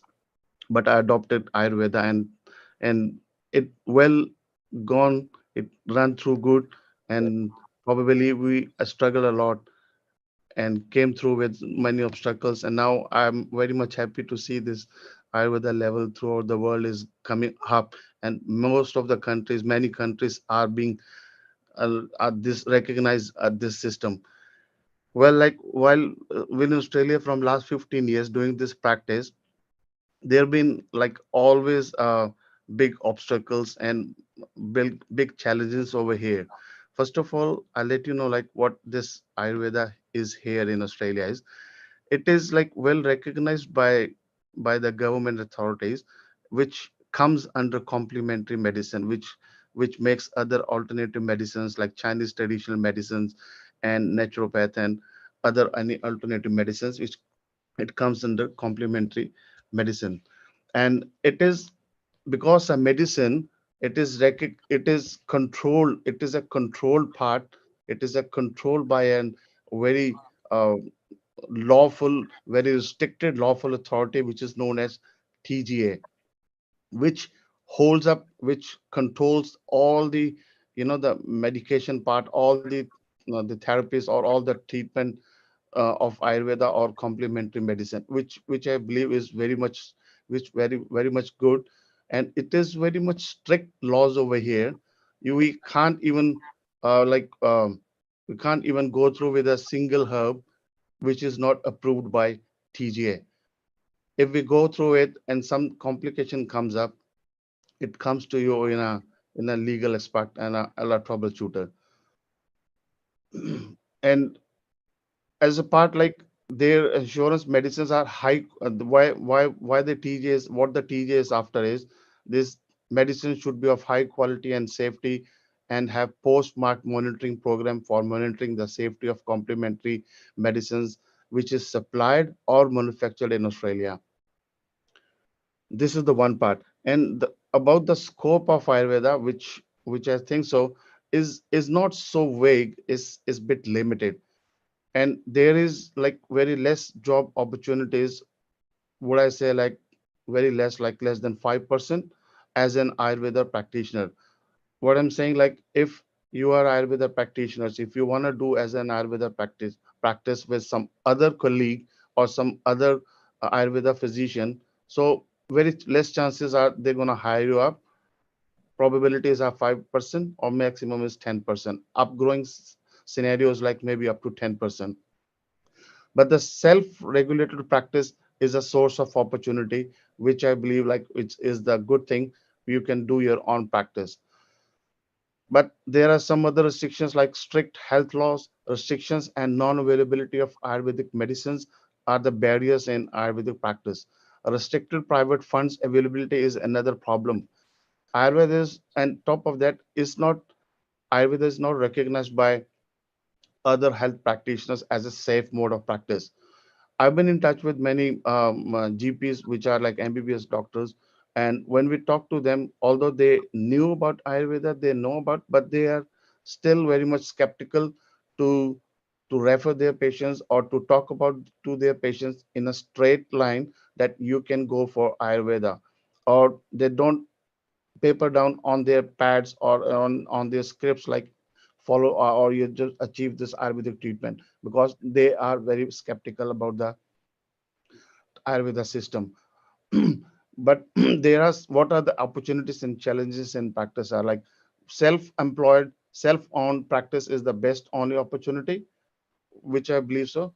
And the upcoming herbal agriculture is the future aspect. Lots of companies have now coming up with manufacturing of Ayurveda medicines, single herbs, and compound medicines, but none of the mineral medicines still herb minerals are allowed still. So far, metallic medicines are not allowed still, but some of uh, um, vaguely like trifla or like some trikutu or some ashwagandha, little bit of herbs they are coming up with the manufacturings or some compounds like asavs and aristas or powders churanas they are coming up and manufacturing over here by the authorized TGA companies are coming up, which I think so like is very good thing. Only the things which comes to the barrier about the cost and the price. The cost of the medicines are a bit higher than the normal medicines, which is a next barrier for the practice, which I believe like if you have the more manufacturers over here will get more lesser prices in the future. And the major thing which I will say like which I believe so, I've been in touch with some other practitioners of the GPs, modern GPs over here and some specialists, why they are not so much confident about Ayurveda is the only we are lacking. The lacking is only about the scientific research based data, and there is no compliance with the medications production and the poor standards of manufacturing and the cultivation of herbs, especially they are the big uncontrolled barriers and level of heavy metals and pesticides, parasites, and other pathogens like in herbs or which manufactures in medicine is another problem with the growth of Ayurveda. If we look after these things, especially, then somehow like the things will come better later on. Recent development like in my country, the world in Australia, like is like only this from couple of years, like probably 1 or 2 years, this Ayurveda chair is under process. So probably by the end of this year or by the beginning of the next year, by the January, the Ayurveda chair will be declared, and we are very much delighted to have that Ayurveda chair. But only one thing I will suggest with the eminent peoples over here, Dr. Ish and Dr. Priyadarshini, who are working as like a Ayurveda chair, although we can understand the public awareness among the system is very much appreciated. If people are aware of the system of Ayurveda, then the things will bit of change. The only problem over here is like, which I believe in a Western country, especially in Australia, is like we can't be much confident about the medication. If we provide some medication to the patient, what interactions are there with the medication, if they are taking some other medication, let it be the normal GP medication, and what are the side effects, what we can have it like on a scientific research basis, what medications have their own side effects or interactions, and the clinical database. I have contacted few people like from India. They have done the researches on multiple disorders like diseases. They have the profiles of maybe 100 or 200 patients, or they're treating with, like, let it be one example like arthritis or rheumatoid arthritis. But the problem comes up, these data as like are not sufficient to promote the Ayurveda medicine, because the medicines which are being used on that treatment is not the limited, is not the 2 or 3 medicines. There's a big bunch of medicines, including panchkarma, including minerals or rasastra aushadhiya, which again is a barrier to treat a particular 100% successful rate with the choice or limited medicines. So my thing is like, if we can go through with on a research basis, like especially with the Ayurveda chairs, if if if we can go for with totally with the plant-based medicines, with the limited, the compounds, with the limited compounds, like a aushadhiya or dui aushadhiya or maximum 3 aushadhiya, not a big compound which makes a mess. There is no chemical composition analysis later on what comes up with 5 or 6 or 10 or 20 or 50 herbs mixed all together, which they are reliable on. Only they can count on the the number of pesticides or number of the metals or other pathogens found in that compound medicine. So which I think, so which also is like in a restriction for the practices. Secondly, clinical trials are good, that's fine. And there is the good thing is about in Australia, although the the ruling, the government authorities are not in 100% favor for the Ayurveda practice, is because they don't think so it's a safe mode. Only advices can be given to the patients, but that doesn't make any changes in their treatment part or their in any, what do you call that, the disease relief. So, but the education system over here is well, like in Ayurveda field, there are many institutes over here who are providing Ayurveda in a qualification, like on diploma basis or an advanced diploma basis. And those students who studies these qualifications, they become the Ayurveda practitioners, not the full level Ayurveda practitioners, but they got some of the like 80% to 70 to 80% authority to make their own diagnosis. They treat the patients like, like this, just like the um, in the normal way. But that, what I can say, like, is not like an anything which is happening good, because the degree which is we have done from overseas, especially from the overseas people, or from India, from Nepal, or from other countries where Ayurveda is being taught on a degree level, if we compare ourselves to them, we feel like at the same level. And they are much more confident because they have their own qualification from their own country, from this place, from Australia. But if we say like we have studied from there, then again it comes to some question mark. And on top of that, they are on our head, like, they do their own practice, they like on our head, like, which I believe is not like a good feather on our BMS or like on a Ayurveda. But they are just like low, like somehow like a somehow sometimes like a trouble for us.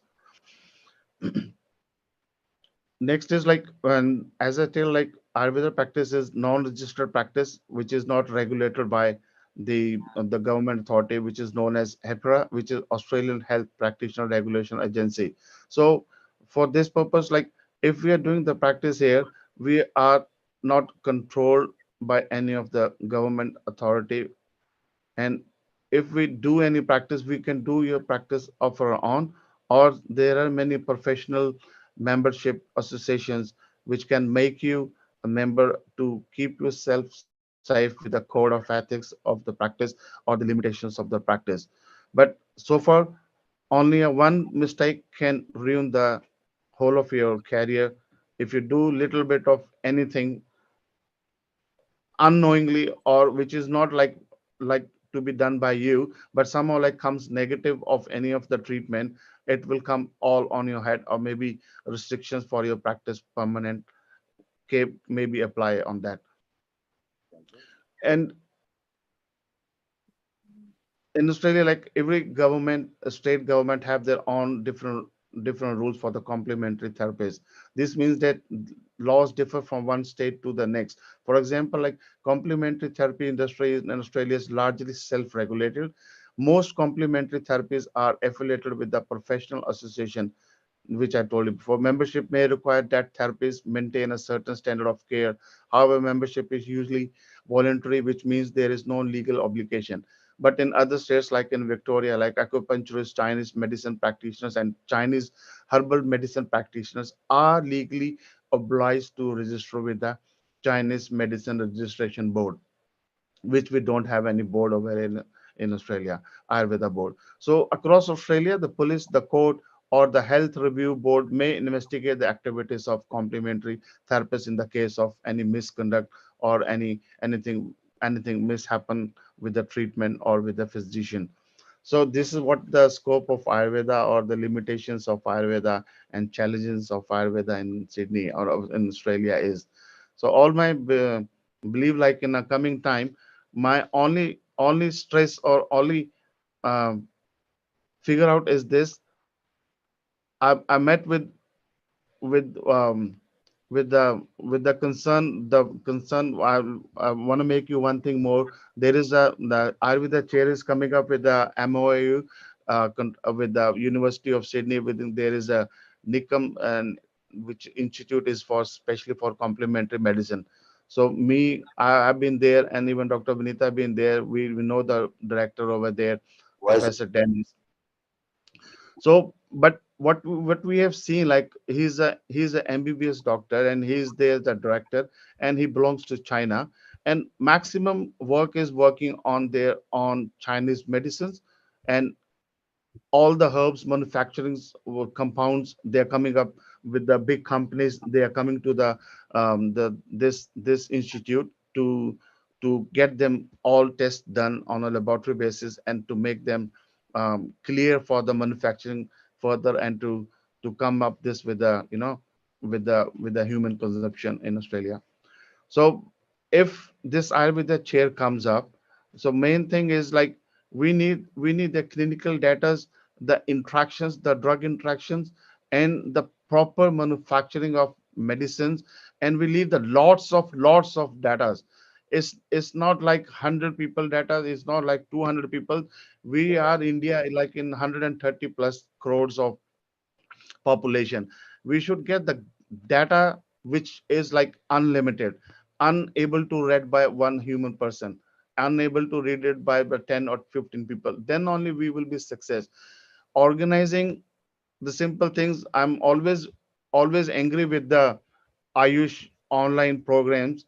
They do the tidbits to make the small queries. I don't know why they're doing this. If they have the fundings, they should do something big, which I haven't seen. Maybe something big is happening, but nothing is happening at my own knowledge. If I've gone through with the Dr. Ish as well. They're doing performing good job, but we need something to, if we seriously want this Ayurveda to be in a field like in a medicine, not as like as like a side one, as a like a mains medicine. Like this is a medicine, Ayurveda medicine. We have to do a lot, we have to do a lots of research. We have to go through with the lots of data analysis, the clinical research, and the scientific research, which I always every time says, get the things in hands ready to promote yourself globally. Thank you very much. Thank you. Thank you very much, Dr. Kaushik Thakur. Thank you very much. Thank you. It's time. But yes, please. Corbett. It's time we now hear about the futuristic scope and newer dimensions of Ayurveda in India. For the same, I request Dr. Pawan Kumar Sharma ji, Professor and Head Department of Rasashastra and Bhaishajya Kalpana, Mansarovar Global University, Bhopal. I take this moment to announce the contributions of Sir in the field of Ayurveda. Sir has developed 200 plus Ayurvedic classical, ethical, and OTC medicines. He has developed SOPs for standardization and quality control. He has established Ayurvedic GMP manufacturing units and conducted more than 300 clinical and pharma researches. Sir has also organized 500 plus Ayurvedic training sessions and conducted over 500 CMEs, workshops, and conferences. He has also conducted around 495 plus Ayush Samriddhi international webinars and created 120 plus health awareness visions. Sir has published 5 books on research, industry, and Ayurveda, and he is a guest faculty at the Department of Physical Education and Yoga, Jadavpur University. Sir also has various awards to his credits. To name a few are Gem of Alternative Medicine Award, Distinguished Practitioner Award, Rajiv Gandhi Education Excellence Award, and Lifetime Achievement Award are to name a few. Sir has also to his credit the world record of conducting maximum international webinars and maximum online webinars over the duration of 2 years. With this, he is also recognized as the master of webinars. So I welcome you, sir, and over to you, sir. Without just see, sir, ornament of the dais is the head of the state. So I would like to request, please have a laugh. Dr. B. Sridhar, join us.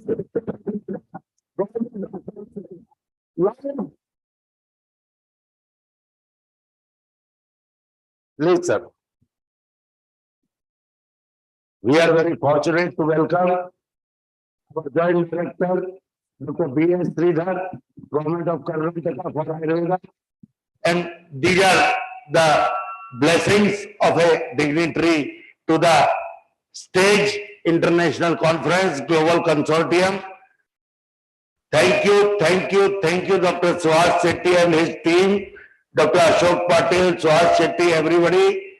Swardha, definitely 110% she has coordinated well, excellent.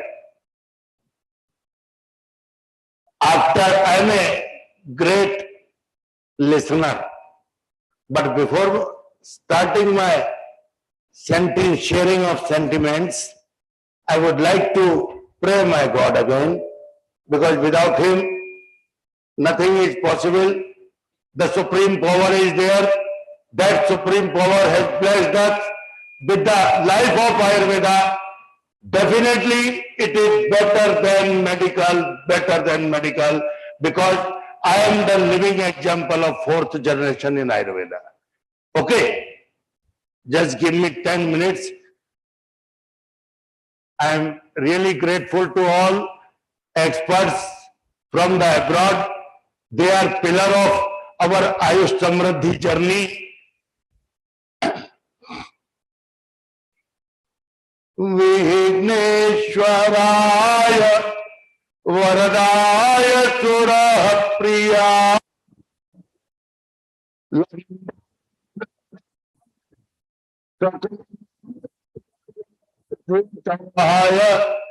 Nadanaya Shrutiyagya Vibhuchitaya Gauri Sutaya Gananath Namo Namaste Karpur Garam Karunavataram Sansar Saram Bhujagendraharam Sada Vasantam हृदयारविन्दे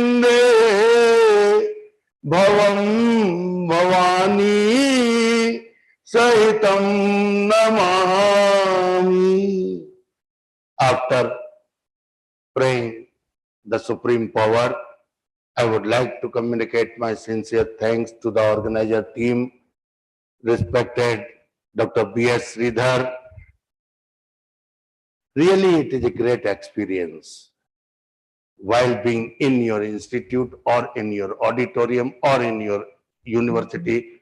Everything is well managed like anything. So, first of all, I would like to request you all of you audience, to have a clap for and then on global experts joining us, and they have joined us. So, right from tomorrow, yesterday, we have conducted this global consortium. Why? Why? To make a new bridge between the country, to make a new pathway for the KLE, to exchange the students, to exchange the experts, to have a MOU, whatever can be clicked on right time, Desh, Kal, Paristiti, Bij, Sahyog, everything should be there. I myself did my MD from Gwalior, BNS from Indore, MD from Jamnagar in 1989 under revered Professor Harishankar Sharma. My father was principal of government Ayurvedic colleges in MP, 5 Ayurvedic colleges. Then in last 10 years, Dr. G.L. Sharma ji was director of Ayurveda in MP state, CCIF member also at that time before 20 years. So, mother was superintendent, grandfather was Rajveda Siddhya family, myself and my wife Dr. Neena Sharma married together during MD in Jamnagar, same MD in Rasashastra. So she was also vice president. I was also vice president of Imami Limited, Jhandu, handling complete Jhandu, clinical research, medical marketing, R&D, etc., and for so many decades. In between, I was fortunate to teach my young generation for 14 years, like as a lecturer and as a reader. So again, I have returned to my teaching profession after retirement in 58 years age and having extension of 1 year more. Now I have joined as professor and head of the department Rasastra and Bhasaji Kalpana, which is my subject in Mansarovar Global University, Faculty of Ayurveda, Bhopal. This is my brief history. On 22nd of the March, I hope, our Honorable Prime Minister announced Janta Curfew. New word, no SOP, no systematology, what was that and how it will be implemented. Am I wrong? Voice is coming.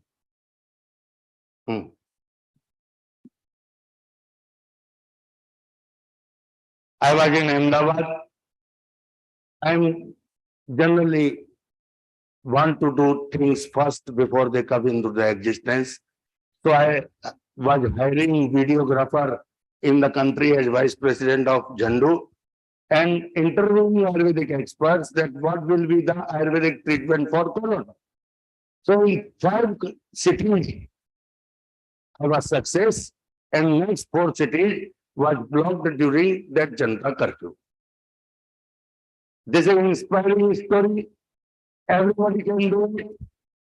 One man can do it. Because all conducting CME conferences, workshops, lectures, etc. So many activities as a vice president. I was feeling suffocated in my home that what is this activity? I made YouTube as Guru Granth Sahib, respected Guru Granth Sahib. learn how to open a YouTube channel, how to start video editing, how to start live streaming, how to make a thumbnail in the age of 58 years. When I'm able to learn this, why can't my young generation all of this thing at time as a post by communicating one message to 10 persons without any sense?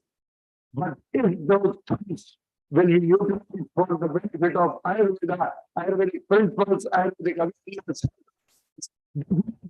what for you?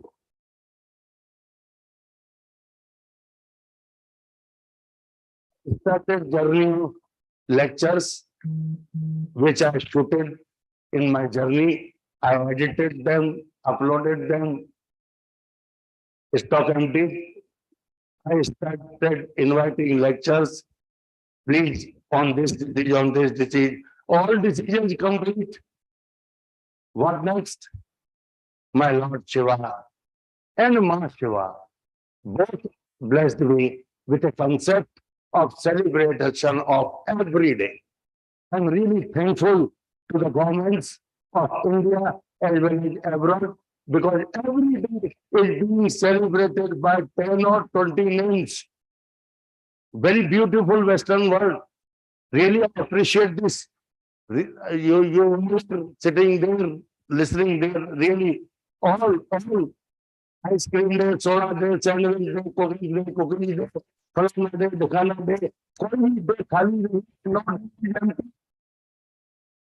So God has given me great idea to celebrate every day with Ayush, because Ayush is also our contemporary streams. So Ayurveda, Siddha, Unani, homeopathy, everything is controlled by Ayush Ministry, and all experts are being associated. And fortunately, Dr. Swasthayu, director of your institute, is our excellent supporter, mentor, guide, and as Vice President South of Ayush Samriddhi. He has supported us well, excellently supported. And now, this global consortium is the real example of that. When we can attempt to enter in these countries, how we can enter in these countries, these global experts who are sitting in front of you virtually are the legendary. They will establish themselves in that country after facing all the hurdles and obstacles. So we should have salute to their zeal, that really they have highlighted the flag of the nation India. Mera Bharat Mahan. These were the words of Chandra Priyadarshini ji. And really, Mera Bharat Mahan. This journey is scope regarding, we are telling scopes of Ayurveda. This webinar is now my 497. I would like to request Dr. V.S. Sridharji, Dr. Prasadji, all directors, vice chancellors, and my concept is that on 500th webinar, it will be a grand celebration of experts, of senior dignitaries of total Ayush field, including homeopathy, Siddha, Unani, Ayurveda, everything.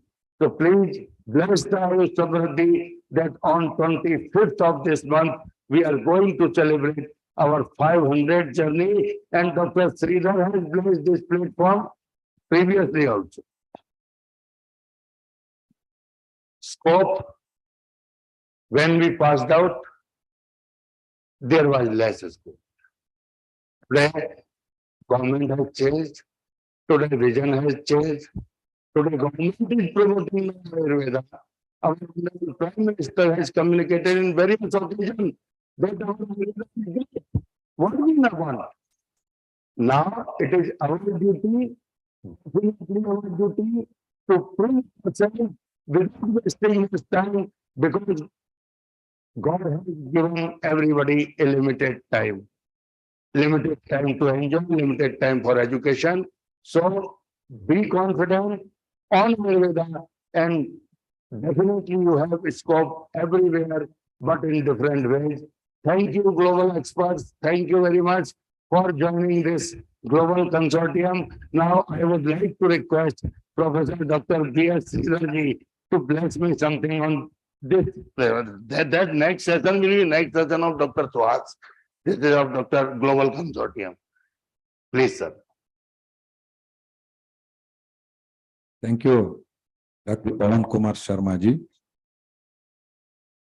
You are known for your webinars, and you have also entered into the world record book. You have brought all the experts of Ayush system. You have introduced them to the global community through the webinars. It's not a small job. See, physically bringing is difficult. From various parts of the globe, the media is the only connecting way, and you have achieved it. Earlier, there was a proverb in Kannada, Desha Suttu Kosha Odu. To gain the knowledge, you have to read the books and you have to visit different places. Now, through the webinars, the knowledge can be gained from different parts of the globe in single platform. That was achieved by Pawan Kumar Sharma ji, and all the Ayurveda family should congratulate him, appreciate him for his yeoman work, and thank you, Sharma ji. Thank you for your efforts and dedication to the field of Ayurveda. Thank you. Thank you, Anand. Thank you. Thank you, sir. Please bless this journey.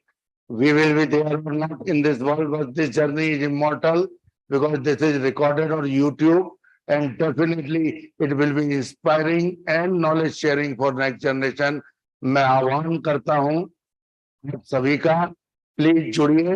ये एक बहुत अच्छी non commercial शुद्ध भावना से चलती हुई यात्रा है.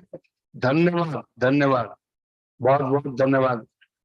मैडम जब बोलना शुरू करते हैं तो घंटियों की परवाह नहीं करते हैं. Hariom, Hariom. Thank you sir. स्वर्गा, session finish. Should we go downstairs? नहीं. Yes. Thank you. Towards the end of Global Consortium, I take this opportunity to thank all the guest speakers across 5 continents and 16 countries for accepting our invitation, making themselves available in spite of the varying time zones, and contributing to the status and scope of Ayurveda at overseas. We sincerely thank you for making this event a success. KLE Ayurworld would for sure take further steps to stay in touch and plan as per how best together we can make Ayurveda grow, particularly through exchange programs. I extend my appreciation to all the delegates and hope that this global consortium has opened your ways abroad and shall benefit with learning and career aspects. Thank you, Dr. Pawan Kumar Sharma ji, for coming all the way here and for the constant guidance and support for making this event a success. Nevertheless, this would obviously have not been possible without the insights of Dr. Sunas Kumar Shetty and the organizers of Swasthayu KLE Ayurworld. I welcome and thank Dr. B. Sridhar sir for your presence and blessings. Thank you, one and all. We shall continue with the next scientific session. I request everyone to please be seated.